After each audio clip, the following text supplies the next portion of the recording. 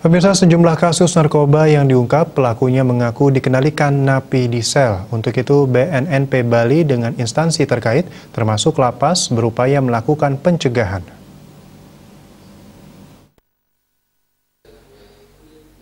Dalam hal ini, BNNP bersama pihak lapas berusaha mensterilkan alat komunikasi terutama HP atau ponsel di Blok LP.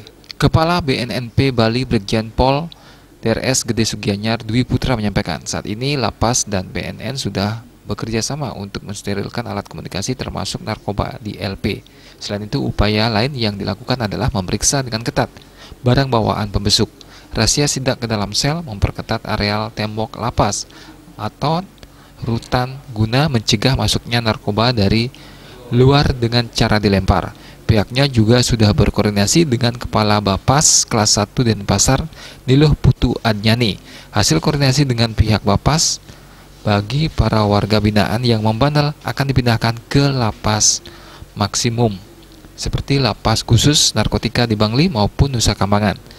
Kerjasama antara BNNP dan Bapas ditujukan kepada para narapidana yang akan menjalani proses pembebasan bersyarat ke masyarakat. Mereka akan dilakukan tes urin narkotika. Apabila positif, akan dilakukan asesmen dan sampai sejauh mana tingkat ketergantungannya. Jika ketergantungannya rendah dan sedang, akan rehabilitasi rawat jalan. Pecandu berat akan rehabilitasi rawat inap. Kertanegara Bali Pos melaporkan.